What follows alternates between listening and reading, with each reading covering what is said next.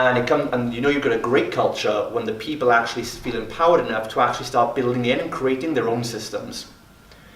So I have people on my team, you know, where I trust they have their own systems to follow, but I didn't build the systems for them. How many of you guys have had a call with JP, our head coach? I have no idea what the fuck he says to you on those calls. I just know the feedback is good. And so he comes to me and he's like, Justin, can we have more of a is there a process? What should I do? And I'm like, dude, whatever you're doing is working. End of the day, you're creating a good culture. The people are happy and we're hitting our targets. You don't need my system for anything. In fact, why don't you tell me what your system is? And I had a call with JP, who was my head coach and salesperson, and I was asking him the other day, I was like, dude, I want to learn from you.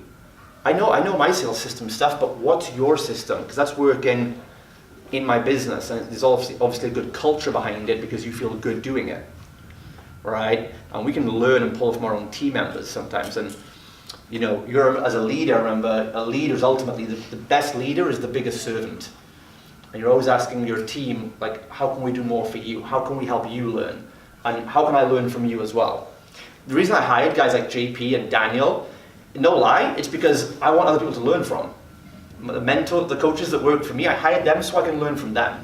And they make me money, which is the best part of it, right? They're working for me, making me money, and I'm learning from them, right? Because there's always something we can learn from those people. So structure and culture, you've got to think about culture. Now, culture is literally like, it's such a hard concept to talk about because it's so intangible. But the way to think of it is like, you know there's a good culture when your clients are happy and they feel that family feel. Do you guys have that in your business? Like there's like a family, community atmosphere amongst your clients? Yeah. That's client culture and that's good. Does it extend up, I mean, how many of you have team members, by the way? Like how many of you have a team? Only a couple, okay. So this will serve you guys for later on when you get into this, but you know, this is where you make the mistake. A lot of coaches think that, what they do is what's called, they bring people on, but they're not looking to actually lead people or mentor people. They're just looking to get replaced, right? And this is what we call abdication, not delegation. Okay, delegating, what we call, you can delegate out of love and abundance, which means I want to help you do this job and I want to work with you and mentor you and add value to you as a team member working for me. What most people are doing is they're abdicating out of fear, which means I don't know how to handle this, I'm going to pay you money, you sort it out, I'm going to run and hide over here now. And I'll come back in 2 weeks, first contact with you. Did you fix that thing? And you're like, I don't know, what am I supposed to do? And you will fuck off and come back when it's done, right? And that's how most people are running their business, so of course there's no culture there. And they think, oh, well, they're not listening to me, I must need a better system. I must not give them a good enough checklist. You think the checklist is a problem? You think that's the reason people aren't doing it? Right? You can put systems and templates, and I've given you the instructions, and I've given you the manual, but you still don't feel like you want to do the job because there's no culture there. Because fundamentally, on an energy standpoint, you brought those people in to run away from something, not because you want to actually give more value and take on more work. If you hire someone, if you bring someone in to do 10 hours of training, take over 10 training sessions a week, you don't have 10 hours less. You're going to work 20 hours a week now.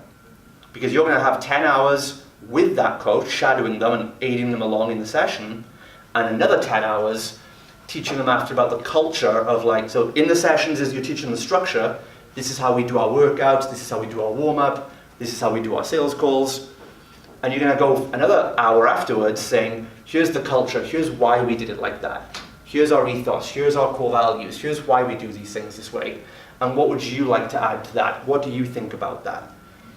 Right? So in the beginning, when you take someone on, you're going to do double the work because you have to be a leader and a mentor to these people. Right? And that's what's missing in the industry today. And I always say that the first rule, if you want to build a team successfully, is you have to want to grow a team. They can't be like a chore. They can't be a thing in the way. Right? It's the same with clients, right? You have to want to serve clients, otherwise clients are just in the way of doing this money stuff.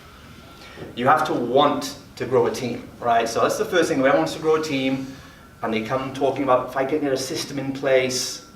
I'm like, no. Do you want to put a culture in place? Do you want to create an amazing workforce? that people are going to feel so happy and relieved and secure and appreciated working for you that they want to build a career with you and never leave. You know, the real domination, you know, our domination plan in our local area, it's not to get all the customers. We're not trying to get all the clients to love our gyms. We want all the trainers to want to work for us. We suck up all the trainers and the talent, all the clients come with them. Right? Our business is on one layer, it's a product for your clients. But when you get past that point, which you will very quickly when you use all the marketing strategies you've been given today, and the offers and the copywriting, and you know, that's why I'm not going to touch on marketing too much now because we've covered a lot on that. But when you have these clients coming in and you're in a place where you've got more belief and you think, wow, yeah, this could be bigger now, this could grow.